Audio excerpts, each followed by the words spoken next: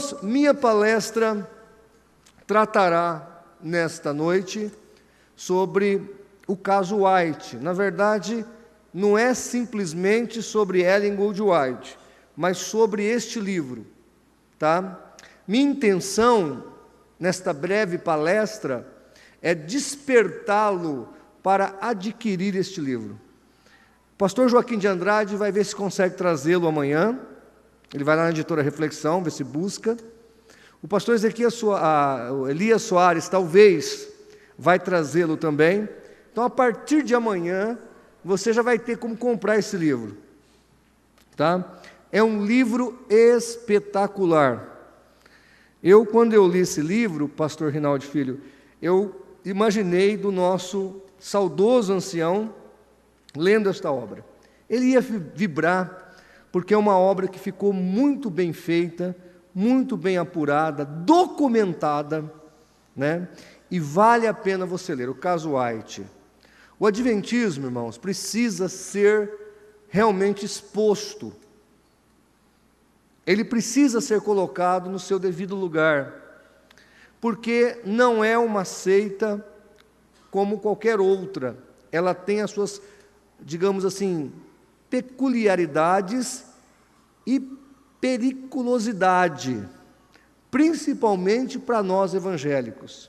Quem vai numa igreja adventista não, às vezes, percebe ou identifica a diferença entre ela e a sua própria igreja, porque ela é, tecnicamente ou aparentemente, uma igreja evangélica. Ela parece como. E quanto mais parecido, mais perigoso. Quanto menos parecido, menos perigoso. Mas o engodo está aí, em ser muito parecida. Vocês estão vendo aí essa imagem, o livro, e a imagem que está ali, onde está Ellen G. White, jovem, e Ellen G. White, já próxima da sua morte. Nós temos ali uma foto de 1857 e a outra foto de 1913. Tá certo? Observe que essas duas fotos nada têm a ver com os desenhos de Ellen G. White que vemos por aí na internet. Se você escrever o nome da profetisa do Adventismo lá no Google, vai aparecer umas imagens bonitas. Existe todo um trabalho de marketing e de mídia em cima da imagem dela, para que ela fique mais aprazível e mais atraente. Quando criança, ela foi acometida de um incidente, ou de um acidente na escola, onde uma colega jogou um tijolo nela. E esse tijolo pegou na fronte. E essa fronte foi afundada com o tijolo. E no século passado, a tecnologia para restaurar um rosto afundado por um tijolo não existia. Ainda hoje, sim, nós temos toda a tecnologia para refazer um rosto. Tem até transplante de rosto. Entretanto, no tempo de Ellen G. White não tinha nada disso. Ela era criança, 7 a 9 anos. Então ela cresceu com essa deformidade. Tá certo? Então você tem ali a imagem dela, se você observar, o rosto é bem afundado entre o nariz e a testa, porque foi onde a pedra atingiu, ou a pedra teve como alvo. O pastor Sidney Cleveland, ex-adventista, muitos anos dentro da igreja, ele justamente vai dizer isso. Ellen G. White é uma fraude completa, desde a sua imagem até os seus escritos, desde a sua aparência até as suas profecias. E nós, nesta noite, iremos ver isso em alguns apontamentos sobre o livro Caso White, que eu espero que você adquira. Por que isso é importante? Porque a Bíblia fala que nós não devemos temer o falso profeta. E o falso profeta precisa ser exposto. Preste atenção numa coisa. Olhem para mim, preste atenção. Nós acabamos de sair de uma eleição. Não foi? Todos os candidatos, principalmente os que estavam na frente, eles foram expostos. E tudo que era da vida deles, até o caso do nosso candidato lá, que teve um casamento em 2008, e ele, no processo de separação, houve um atrito com a ex-esposa, e aí a esposa parece que disse que ele queria agredi-la, etc. e tal. Então a imprensa foi lá e achou isso. Devia ter achado antes, né? Mas achou agora na eleição. O que eu quero mostrar com isso é que tudo sobre eles foram colocado às claras. E diga-se de passagem, e eu acho que nós temos o direito mesmo de saber tudo sobre eles. Tudo. Até como é que o nosso futuro presidente trata a sua esposa. Não só o plano de governo, tudo nos importa, ou não? Tudo. Qual é a ideologia do segundo colocado? Qual é a ideologia do primeiro colocado? Qual é o projeto de governo ou de poder do primeiro, do segundo colocado? Por que estou dizendo isso? Porque se há um candidato, há um cargo eletivo, que nós podemos trocá-lo daqui 4 anos, nós devemos ter toda a informação a respeito dele, quanto mais de uma pessoa que se diz o espírito de profecia, quanto mais de uma pessoa que se diz a voz de Deus da terra. A nossa vida, ela é exposta. Então, todo mundo tem o direito de saber, não tem problema. E nós estamos aqui de peito aberto. Nossa vida é um livro aberto. E Ellen G. White, ela tem que estar, os adventistas têm que estar dispostos a deixar-nos analisar e sabermos quem é ela. Afinal de contas, para eu ser um adventista, para você tornar-se um adventista, você tem que aceitar o espírito de profecia. Você tem que crer em Ellen G. White como a profeta ou a profetisa dos últimos dias, como sendo esse espírito, senão você nem pode se batizar. Então nós temos o direito de escrutinar e saber algumas coisas sobre a vida dela, embora o livro, ele não está tão preocupado com elações ou conjecturas falsas. O livro é documental. Por exemplo, quando o pastor Cleveland, ele pega e mostra que Ellen White clonou coisas de outros livros, ele pega o outro livro, coloca do lado de cá, tem um capítulo só disso. O que o autor da época anterior a Ellen G. White falava sobre saúde e o que ela fala sobre saúde.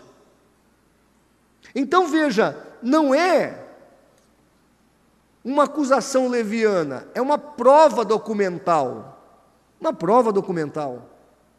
Mas, pastor, a Ellen White não poderia ter usado ou citado uma fonte bibliográfica? Claro que pode, a regra da ABNT permite isso, não tem problema. Só que o caso dela é que ela copiou o texto de outrem e falou que foi Deus que mandou ela dizer.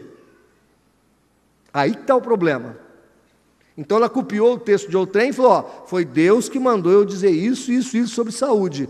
Só que ela copiou do outro autor, que inclusive nem era cristão muitas vezes. Então nós temos o direito de ter essas informações, e esse livro, se um adventista consciente lê-lo de mente aberta, ele não será mais adventista do 7º dia. Tá certo? Vamos lá. Algumas questões que nós precisamos entender. Quem é essa mulher? Talvez você que está vindo aqui a primeira vez nesse seminário, quem é essa mulher para o adventismo? Diz orientação profética da Igreja Adventista: minha missão abrange a obra de um profeta, mas não termina aí. Olha aí, vai além. Testemunhos Seletos, volume 2, página 291. Os livros do Espírito de Profecia e também os testemunhos, ela falando de si mesma, devem ser introduzidos em toda a família observadora do sábado, e os irmãos devem conhecer-lhes o valor e ser impelidos a lê-lo.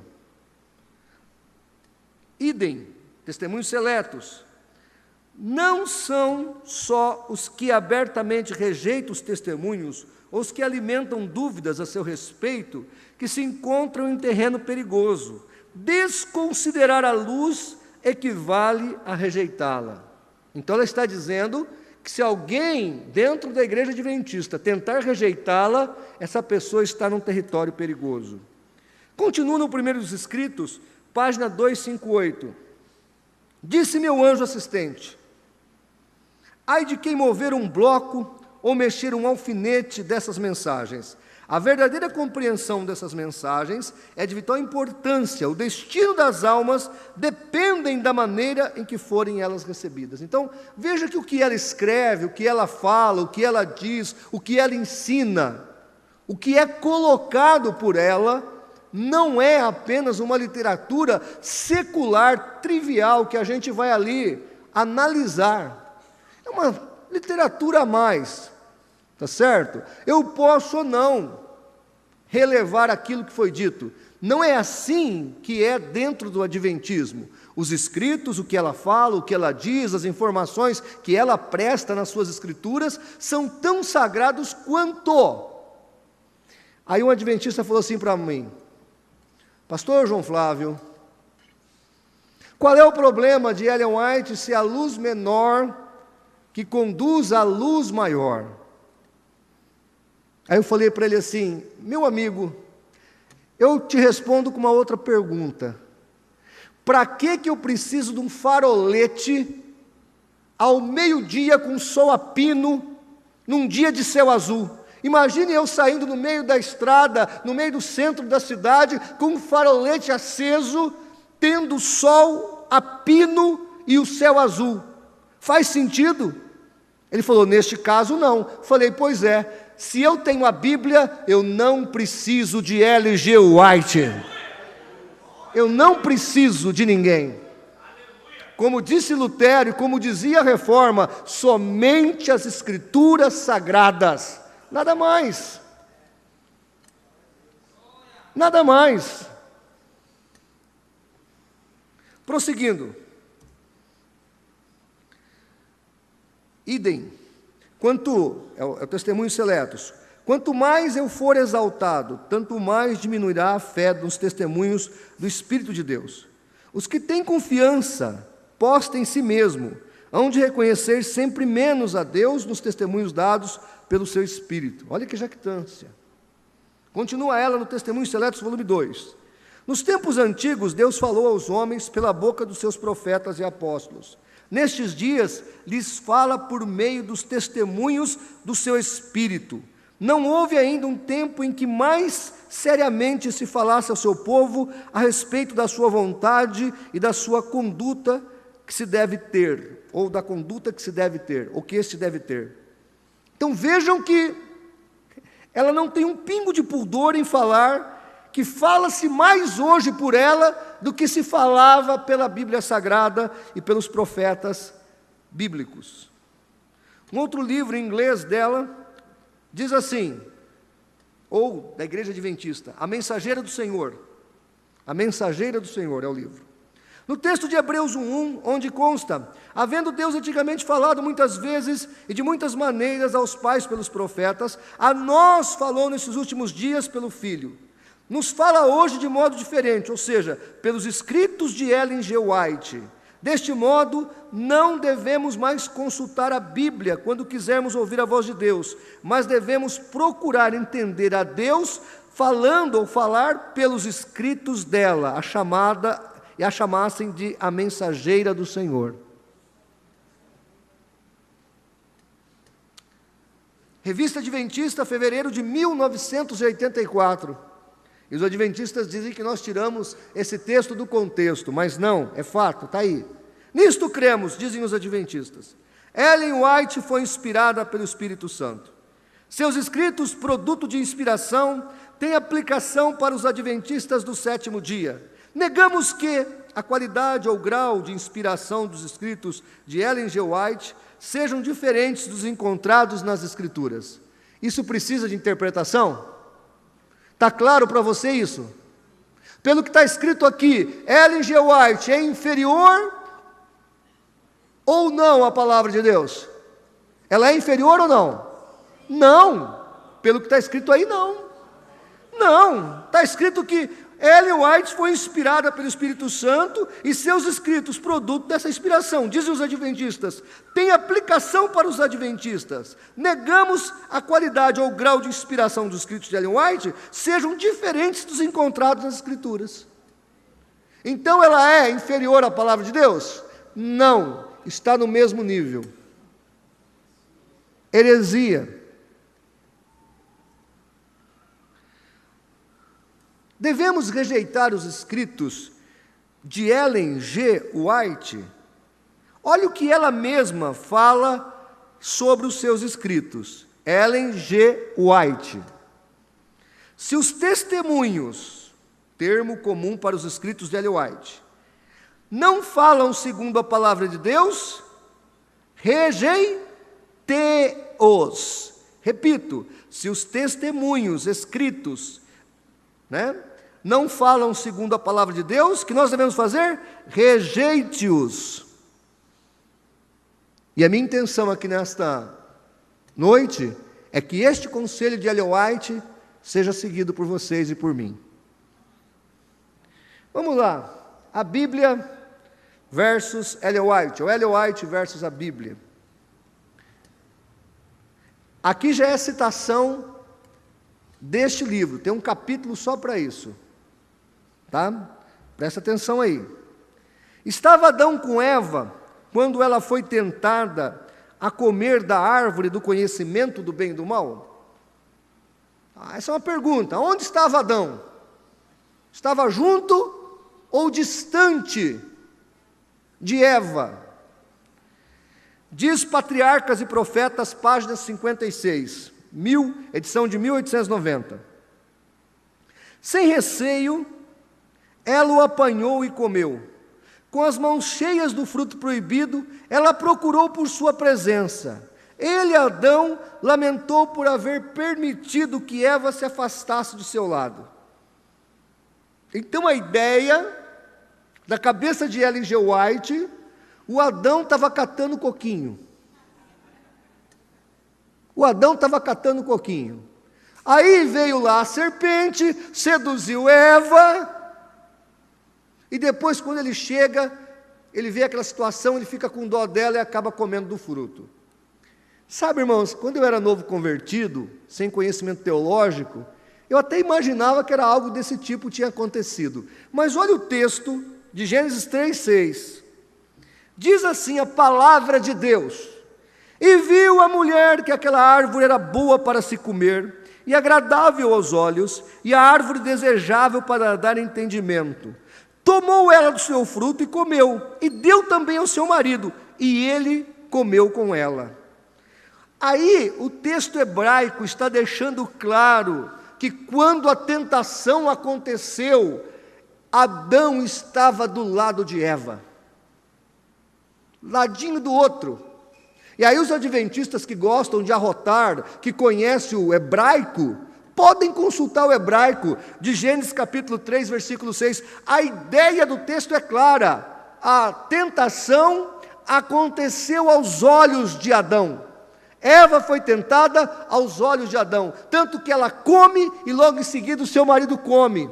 Ele não estava passeando em algum lugar ou catando coquinho, ele estava ali, infelizmente estava ali. Eva foi enganada e Adão ali depois do engano de Eva come do fruto. Então a Bíblia fala uma coisa, já Ellen G. White conjectura outra coisa. E o engraçado que o adventista não tem pudor em querer desconversar esse tipo de coisa, porque o fato é muito explícito. Segunda questão, ou segunda pergunta: Adão foi enganado por Satanás? Evangelismo, página 598, edição de 1900. Satanás, que é o pai da mentira, enganou Adão. Então Ellen G. White fala claramente que Adão foi enganado. Olha o que diz Paulo em 1 de Timóteo 2,14. Adão não foi enganado, mas a mulher, sendo enganada, caiu em transgressão. O pecado de Adão foi consciente, Eva foi enganada, mas Adão não foi enganado. Com quem que nós vamos ficar? Com Ellen G. White ou com a Bíblia? Com a Bíblia. Terceira pergunta: Israel foi destruído em razão da gula? Responde Ellen G. White em Conselhos sobre o Regime Alimentar, página 148. Deus concedeu o seu desejo, dando-lhes carne, e deixou-os comer até que sua gula produziu uma praga. Então o povo comeu, até que aquela alimentação exacerbada produziu uma praga. Números capítulo 11, verso 33, palavra de Deus: quando a carne estava entre os seus dentes, antes que fosse mastigada, se acendeu a ira do Senhor contra o povo, e feriu o Senhor o povo com uma praga muito grande. O povo nem tinha engolido a carne, e a praga já tinha pegado eles, e é por causa do pecado deles, não é por causa da carne.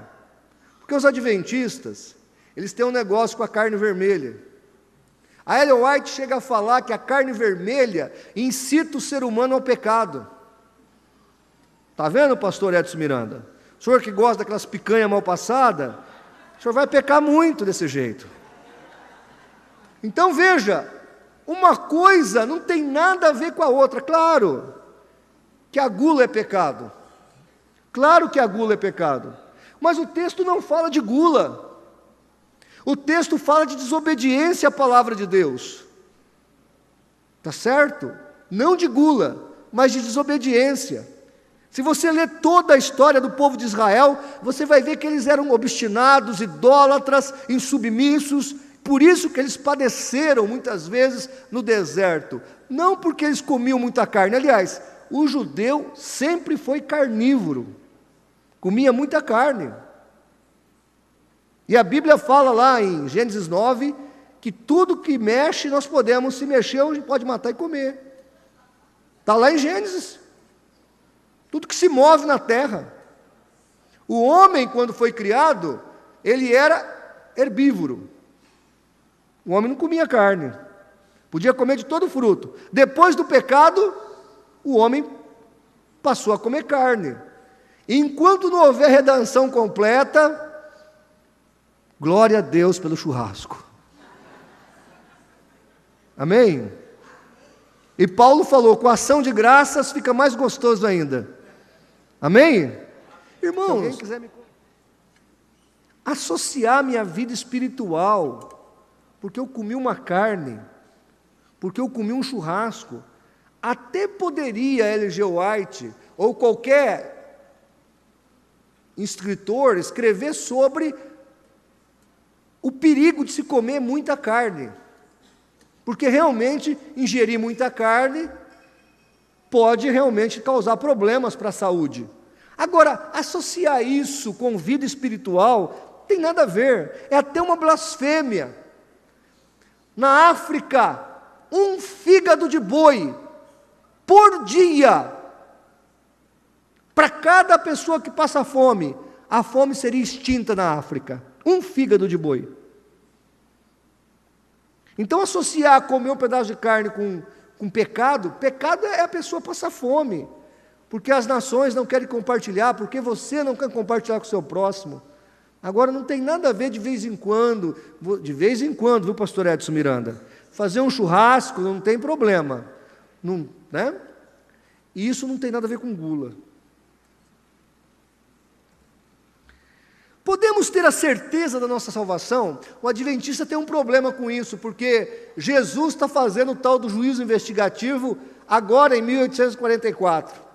Então o cara morre e tem que passar pelo juízo investigativo. Parábolas de Jesus, página 155.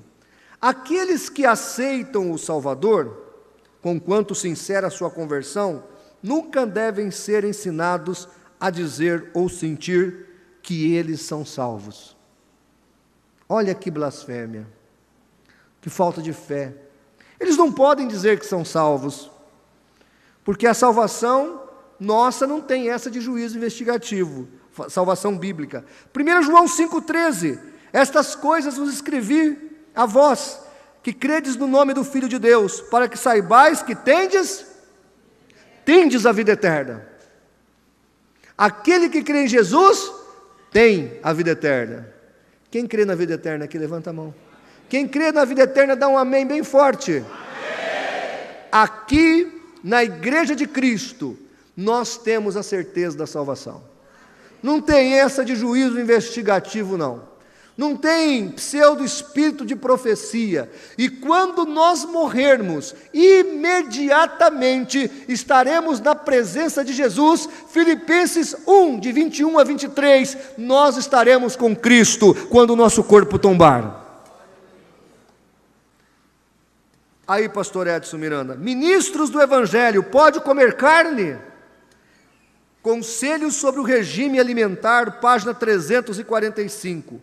Poderemos nós, possivelmente, ter confiança em pastores que, as mesas em que é servida a carne, unem-se aos outros em comê-la? Essa é uma pergunta retórica. Na pergunta já tem a resposta. Então ela está insinuando que pastores que comem carne não são pastores muito confiáveis. Está vendo? E você é preocupado se o seu pastor está adulterando. O problema é se ele está comendo carne. Você é preocupado se o pastor está lá desviando dinheiro da igreja. O problema é comer carne.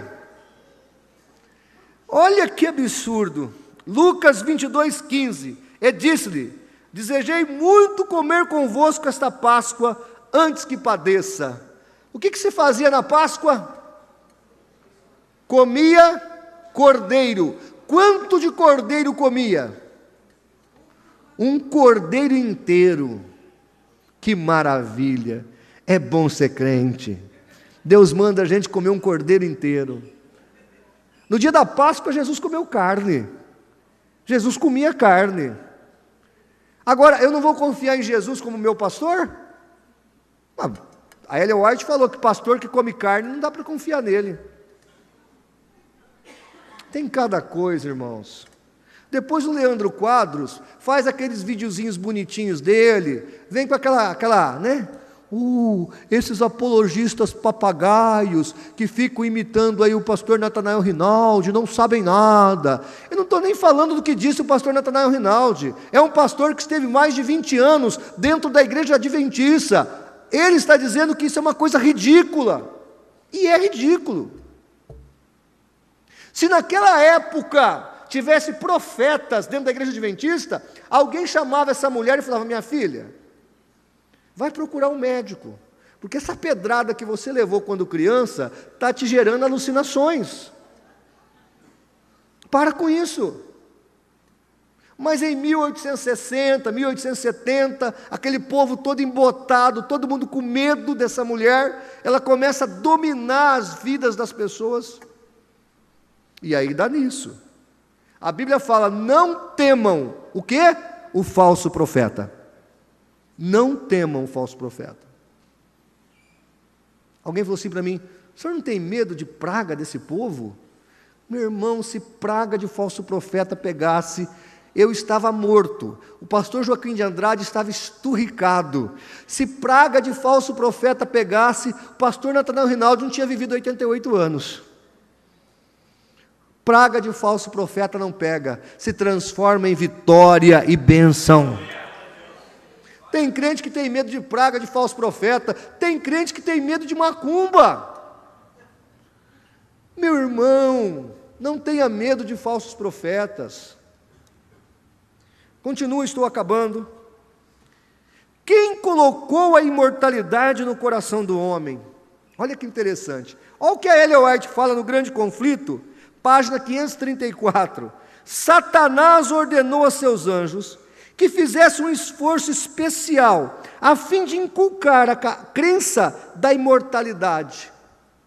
Então, segundo Ellen G. White, quem colocou a imortalidade, a ideia de viver para sempre, no coração do homem, foi Satanás. Eclesiastes 3,11 fala diferente. Também colocou no coração do homem o desejo profundo pela eternidade. Quem fez isso? Deus. O desejo de vivermos eternamente, quem colocou no nosso coração foi Deus. Foi Deus. Em Gênesis 3, 4 e 5, deixa claro qual foi a proposta que Satanás fez para Adão e Eva. Não era vida eterna. Adão e Eva tinham acesso à árvore da vida? Sim ou não? Sim, a própria igreja adventista ensina isso. Ora, se eles tinham acesso à árvore da vida, a árvore da vida dava o que para eles? Vida eterna. Vida eterna. Então, se o diabo chegasse em Adão e Eva, ou em Eva, dona Eva, vim aqui fazer uma proposta para a senhora não quer vida eterna? Aí a Eva ia falar, você está de brincadeira, eu tenho uma árvore ali no quintal, ó. Não preciso da tua proposta de vida eterna. Então, com o que Satanás veio tentar Eva? Com aquilo que derrubou o seu coração, com aquilo que intentou ele contra Deus. O versículo 5 de Gênesis 3 fala: porque Deus sabe que no dia que dele comerdes, se abrirão os vossos olhos e sereis como Deus. O que Satanás ofereceu para Adão e Eva? Divindade. Ele não veio com eternidade, ele veio com divindade.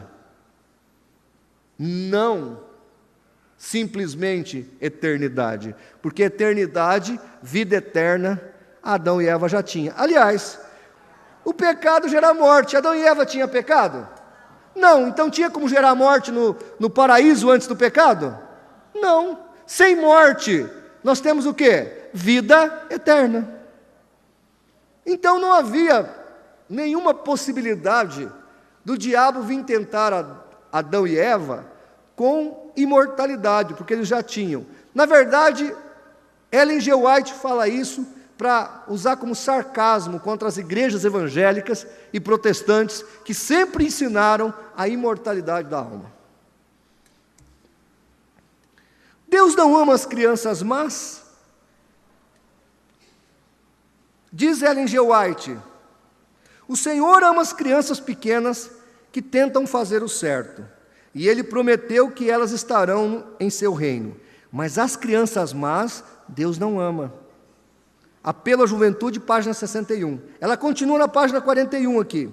Deus ama de coração os honestos, as crianças verdadeiras, mas Ele não pode amar aquelas ou aqueles que são desonestos. Então, segundo L. G. White, Deus não ama as crianças arteiras. Olha que coisa.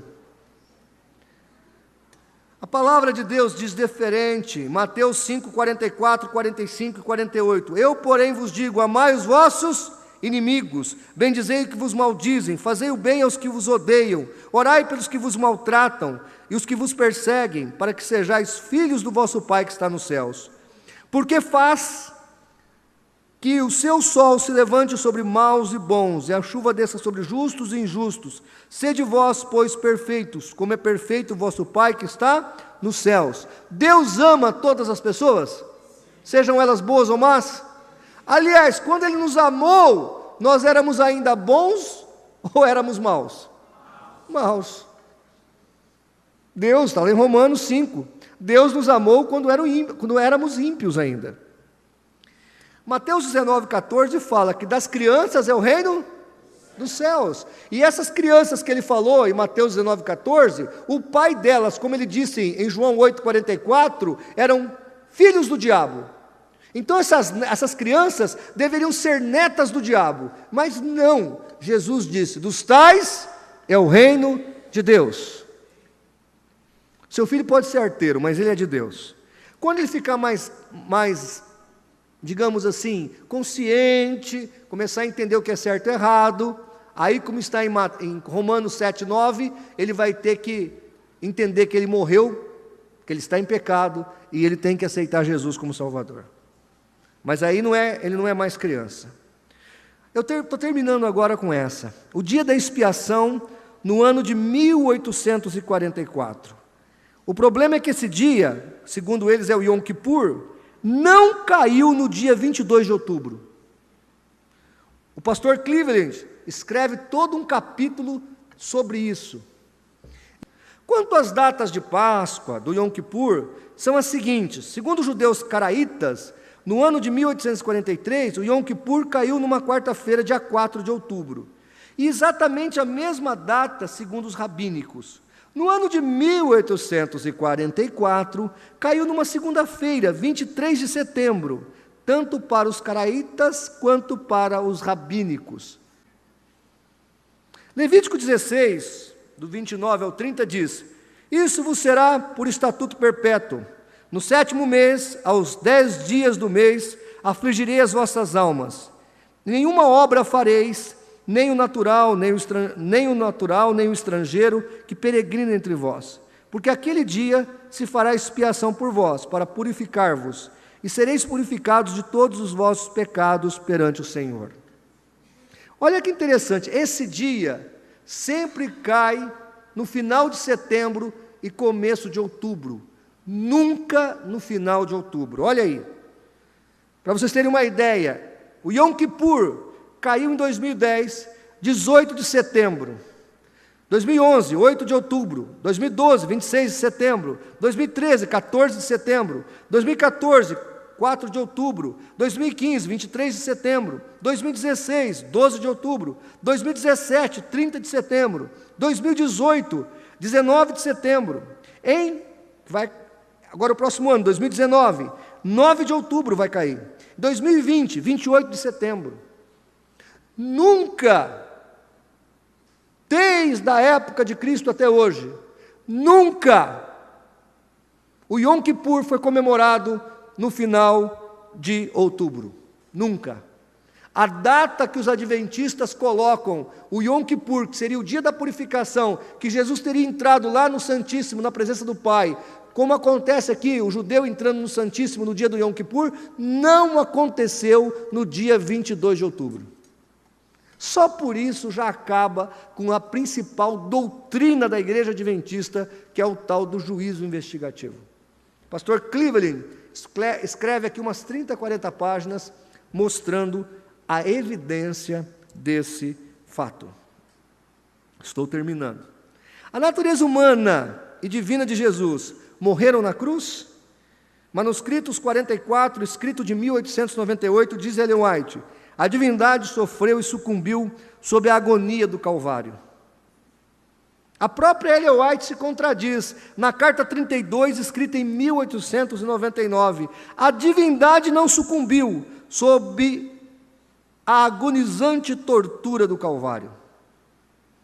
O que acontece aqui com Ellen White é que no início os adventistas acreditavam que Jesus era uma espécie de Deus inferior, como ensinam as testemunhas de Jeová. Os primeiros adventistas eram arianos. Então, existe uma doutrina aí, na cabeça dos primeiros fundadores do adventismo, de que Jesus seria um ser inferior ao Pai. Por isso, Ellen White, num determinado momento, ela fala que a natureza de Cristo sucumbiu.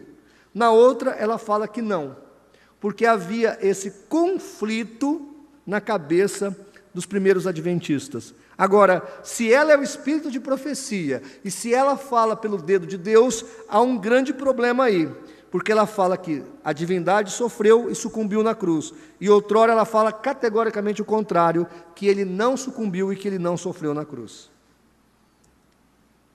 Por fim, uma palavra aos aspirantes a profeta, citação de Ellen G. White, de 1892. Visto que pretensos ensinadores vêm a nós declarando terem uma mensagem da parte de Deus, é apropriado inquirir-lhes cuidadosamente: como sabemos que isso é verdade? A palavra de Deus nos dá um teste para que possamos saber o que é a verdade. A lei e ao testemunho, se eles não falarem segundo esta palavra, é porque não há luz neles. O que Ellen White está dizendo aqui, nós corroboramos com ela, é que se alguém pregar alguma coisa e não estiver de acordo com a palavra de Deus, nós devemos rechaçar aquilo e não aceitarmos aquilo. Só pelo que eu falei nesta noite, Ellen G. White é uma profeta de Deus ou é uma falsa profetisa? Não deu para ouvir. Pelo que eu disse essa noite, Ellen G. White é uma profeta de Deus ou uma falsa profetisa? Espero que o Leandro Quadros tenha ouvido isso. Espero que os adventistas escutem isso. E olha, irmãos, de coração, adquira este livro. E nós precisamos alertar o povo de Deus. Amém? Vamos orar? Vamos ficar de pé? Pastor João Flávio, o senhor odeia os adventistas? É claro que não. Outro dia eu encontrei com um adventista, comecei a dialogar com ele, aconteceu agora, antes de eu vir para cá. E ele falou, não, eu não creio que Ellen White é isso, eu creio nisso, não creio nisso.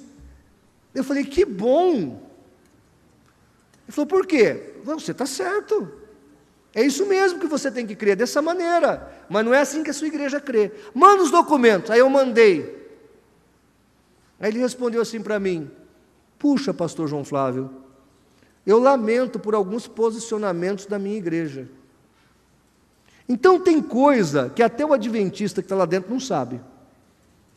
Tem muita gente lá dentro mal informada a respeito da sua própria religião.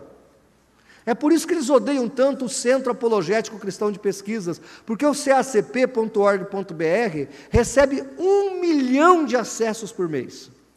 1 milhão. E esse site alerta as pessoas. E nós estamos fazendo a obra de Deus, porque nós cremos que muitos adventistas vão aceitar Jesus como seu Salvador, vão sair do adventismo e vão se converter a Cristo, somente a Cristo.